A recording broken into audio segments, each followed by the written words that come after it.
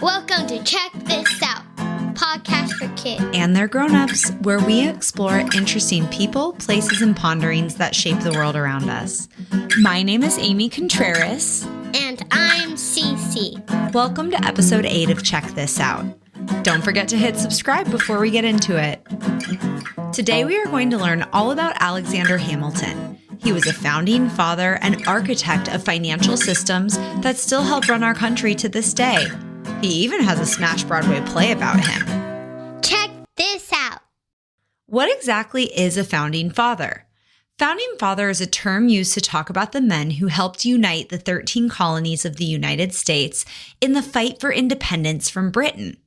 Well-known founding fathers include George Washington, Benjamin Franklin, John Adams, Thomas Jefferson, James Madison, and John Jay. These men helped write the Declaration of Independence, brought the colonies together to defeat Britain, and ultimately set up the government of the United States. I learned something new today. Alexander Hamilton, the star of today's episode, and a man who would eventually be remembered as a founding father, had a rough start to life. And although his life was short, it sure was interesting. Tell us! Alexander Hamilton was born in January of either 1755 or 1757. The records vary. That was a long time ago. He was born in Charlestown in the British West Indies, and he was born to an unmarried mother, and she died when he was young. So as a teen, he had to move to the island of St. Croix. While in St. Croix, he published a letter describing a hurricane that hit the island. The letter was so well written, the locals realized how smart he was, and they came together to raise money to send him to school in the colonies. Thanks to the community in St. Croix, he emigrated as a teenager from the British West Indies to New York. My mind is blown. Alexander Hamilton got to the United States in 1772 and attended King's College in New York. Before we get into the details of his life, let's see what you already know about Alexander Hamilton. We're going to do a true or false lightning round. Let's see what you got. True or false? Alexander Hamilton's face appears on the $50 bill. The answer is false. He is on the $10 bill. True or false? Alexander Hamilton was a lawyer. The answer is true. He started practicing law after the Revolutionary War. True or false? Alexander Hamilton was the Vice President of the United States. False. He was, however, the first Secretary of the Treasury for the United States, and he served as a leader of the Federalist political party. I have 3 more true or false questions for you. True or false? Alexander Hamilton was shot in a duel with Thomas Jefferson. The answer is false. He was shot in a duel, but it was by Vice President Aaron Burr. Oh! True or false? Alexander Hamilton wrote most of the Federalist Papers. This is true, and we'll talk more about this later, but out of the 85 Federalist Paper essays, Hamilton wrote at least 51.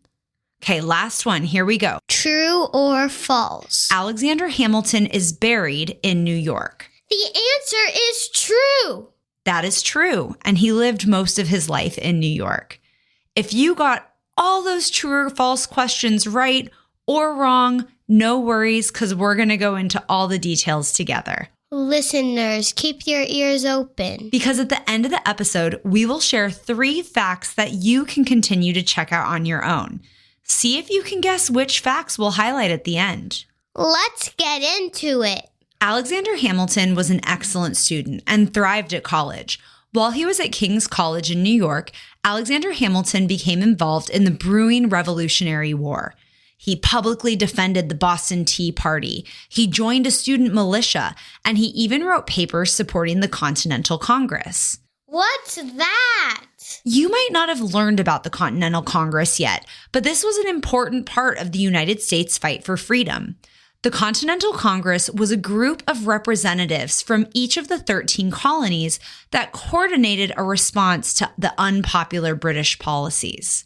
They did so much. In 1776, Alexander Hamilton became a captain in the war, and he helped organize an attack on the British at the Battle of Trenton. This got him recognized and hired by a famous general at the time. Any idea who it was? It was our future first president, George Washington. Alexander Hamilton worked for Washington for 4 years as his aide during the war, and the two became close friends. The Revolutionary War lasted a long time, from 1775 to 1783. During the war, Hamilton met and married a woman named Elizabeth Schuyler and had 8 children with her. Hamilton was deeply involved throughout the war, fighting in 7 major battles. He worked directly for George Washington, he went on military missions, and he served as the liaison between George Washington and the French generals who were helping to support the war effort. He was even given the command of a battalion and played a critical role in the siege of Yorktown in 1781. He was a busy guy. After the war, Alexander Hamilton studied law and became a lawyer in New York City. He practiced law for the rest of his life. In 1782, Hamilton was elected to the Continental Congress, where he fought for a strong central government. He was a financially minded guy, and in 1784, he helped to establish the Bank of New York to help the economy recover after the war. That is cool. In 1787, when the Constitutional Convention was in Philadelphia, Hamilton was chosen as one of only 3 delegates from New York.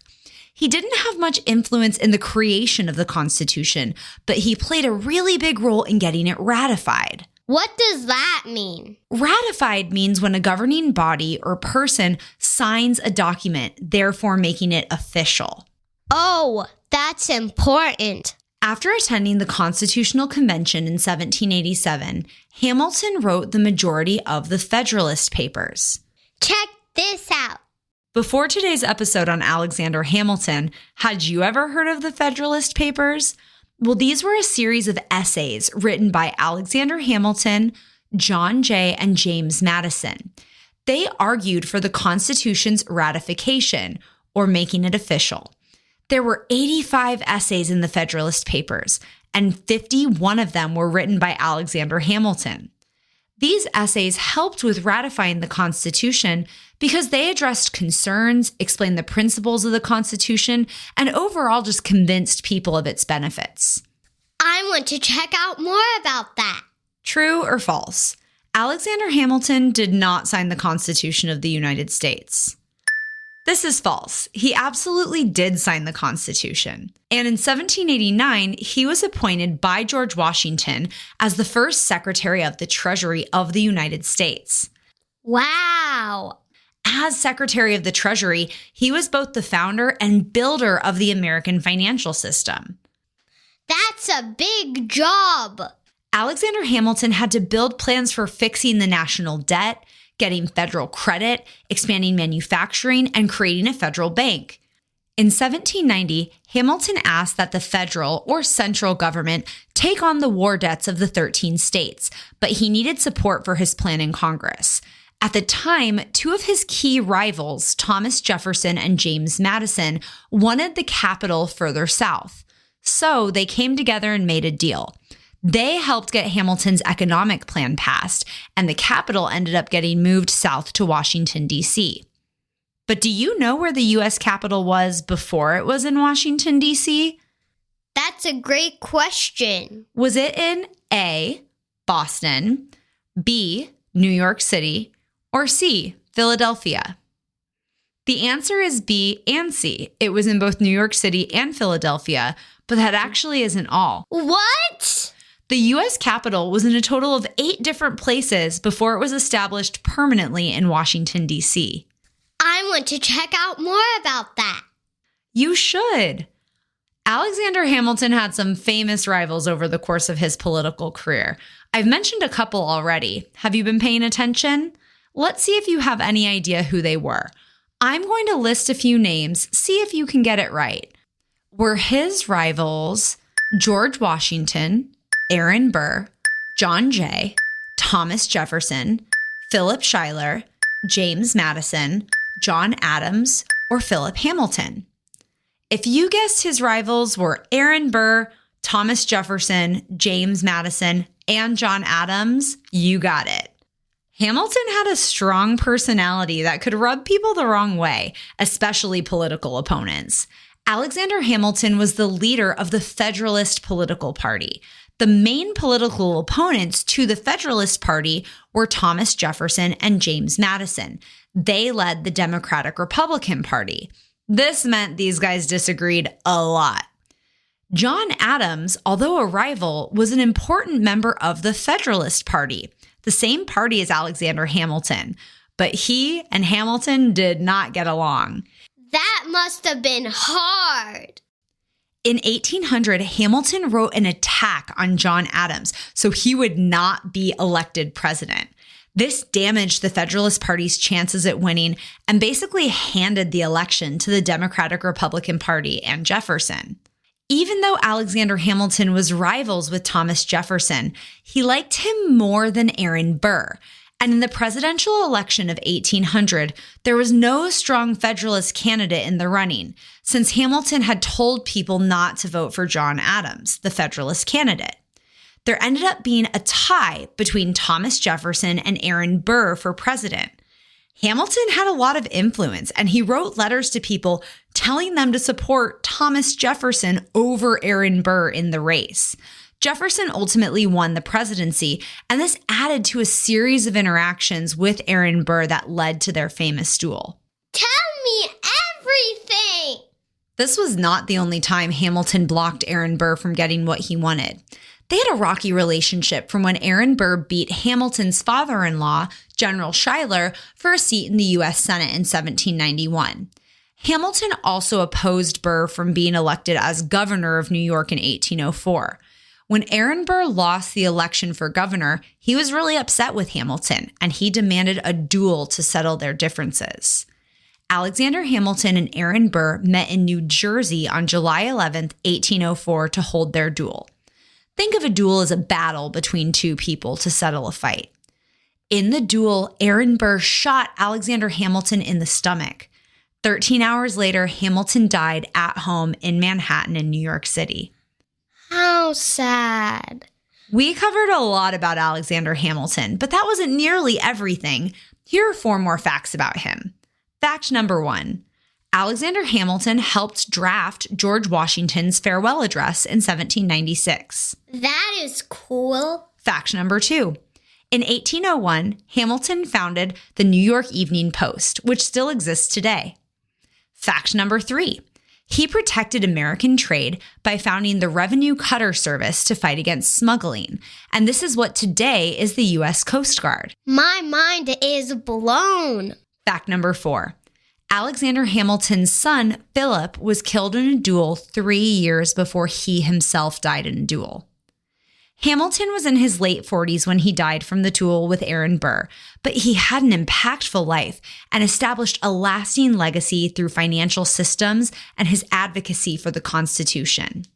If you've been listening to Check This Out, you know we always like to remind you of 3 facts you can continue to check out on your own. Here are 3 of our favorite facts. Fact number 1. Alexander Hamilton was not born in the United States. He emigrated when he was young. Learn more about his childhood and his life before he came to New York. Fact number 2. Alexander Hamilton played a key role in the ratification of the Constitution through his work on the Federalist Papers. Learn about what was in the Federalist Papers. Fact number 3. Alexander Hamilton died from a duel with Aaron Burr in 1804, even though he opposed dueling. He lost his son Philip to a duel 3 years before he died. Learn about what happened to his wife Elizabeth and their 7 remaining children after he was shot. What was your favorite fact? At Check This Out Podcast for Kids, we don't just love learning about people, places, and ponderings. We also love to rhyme. Now let's end with a poem to help us remember why we talk about famous American and founding father Alexander Hamilton to this day. From a tiny island to New York, Hamilton came. With dreams of greatness, he fanned the revolutionary flame. He helped to win the fight for our land. Alongside George Washington, he took a stand. He built our money systems and banks so that we could thrive. He wrote letters and Federalist Papers all through his life. A lawyer at work and a patriot at heart, he didn't always make friends, but he played his part. Though he faced a duel that ended his days, his legacy still lives on in so many ways. At Check This Out, we know it can be hard to know if the information you find online is accurate. We use verified sources to build the stories you hear about. MountVernon.org, Encyclopedia Britannica, History.com, the National Park Service, and the American Library Association. See you next episode. Don't forget to subscribe. Thanks for listening.